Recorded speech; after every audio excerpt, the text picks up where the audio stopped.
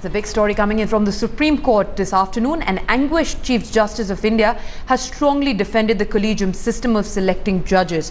Dismissing a petition challenging the collegium system, R.M. Lodha said, "For God's sake, don't shake the confidence of the people in the Indian judiciary." He's added that the collegium system has not failed. Says, "I'm the person in the first batch appointed as a judge by the collegium system, and Justice Rohinton Nariman is the last person. If the collegium system has failed," he says, "then we have all failed." The top judge's impassioned defense of the collegium system comes as the centre is attempting to replace it with a panel that will have members from the judiciary and the government.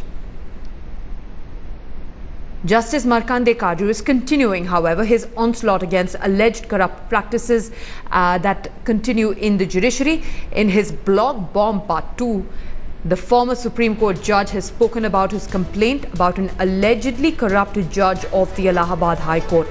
Blaming the then Chief Justice of India, S.H. Kapadia, Katju goes on to allege that after phone tappings proved his corruption, the judge should have been asked for his resignation, failing which impeachment proceedings should have been initiated against him, but nothing of the sort had happened then. Now Justice Kapadia has responded saying that he does not remember 2 years later who Justice Katju may be referring to, and that whenever Justice Katju approached him and complained about the judges, he had transferred many and not promoted several others as well.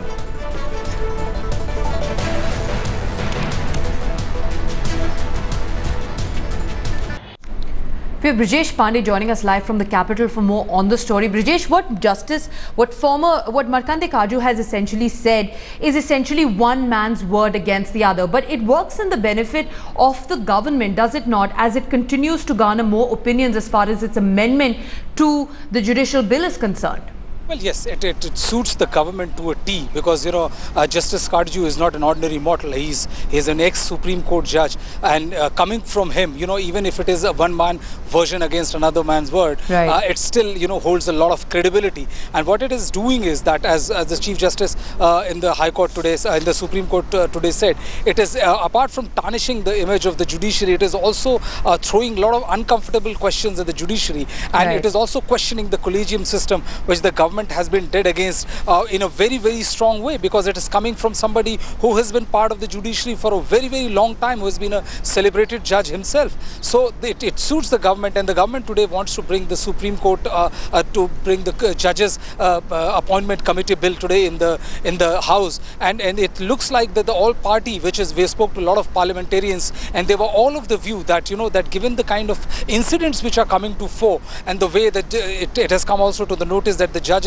of the Supreme Court and other High Court judges, Chief Justices, they are trying to suppress the matter vis-a-vis the corrupt judges. It gives a very, very valid call for the executive interference and a new system of appointment of judges, in which the Supreme Court judges might have had a majority view, but the other sides of the people, the executive, should also have a say in it. And I think just Markandey Katju's utterances and his blogs are definitely helping BJP in this process. Absolutely, and a lot of his former colleagues are also going on to reflect that there is really a divide in the Indian judiciary. But speaking of what he's come out with part 2 of his blog, Brijesh, he's once again raked up the controversy by saying that former Chief Justice of India, S.H. Kapadia, he suggested that former Chief Justice of India, S.H. Kapadia, did not take appropriate action on really the red flags that he'd raised as far as the promotion of one particular High Court judge is concerned.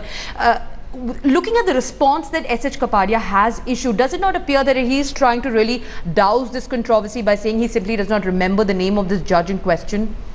Well, you have to give those judges a benefit of the doubt, in the sense that, he's raking up these issues after a great time after he has retired from the issue. So most of these retired Chief Justices are saying that they are attributing that Markandey Katju is doing this precisely because he has 2 months tenure left as the Press Council of India's chairman, and this is exactly why he has chosen to rake up these issues.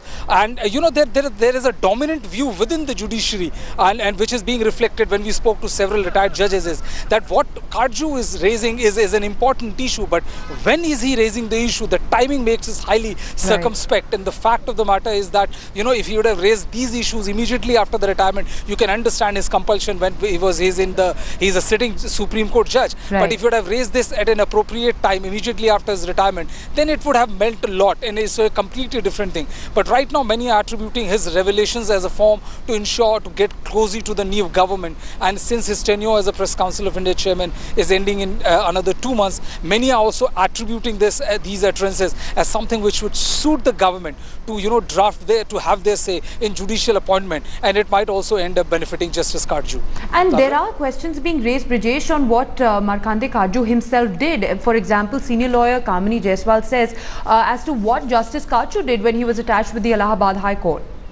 Well, yes, I mean, you know, it's not, Justice Katju is not new to controversy. If you remember, when he was the Supreme Court judge, he called that 90% of the High Court judges in Allahabad High Court, which is the largest High Court in this country, they are corrupt. It led to a lot of outrage, and you know, judges cannot air their views publicly. But the majority of the judges we spoke to then, they were of the view that if this was the case, why didn't Justice Katju, as the Chief Justice of Allahabad High Court, brought that out in the notice of the public domain? Why didn't he air his view then, and why didn't he register his protest so vociferously then, instead of making these comments when he has left that particular the High Court judge of the High Court of that particular state? The same is this case that he has chosen to air about Justice Lahoti or Justice CJI Kapadia much after he has retired. And you know, he was extremely critical of this Modi government when they were in the opposition. But immediately after that, once the Modi government has come in power, his two utterances are seen as highly biased and something which is out there to help the new government in a hugely successful way. And the BJP is you know, people are saying that whatever said and done, his utterances, his blog will help the government in framing the judicial appointment bill in a long way. And now the whole of the judiciary seems to be in a spot of bother. Aviral?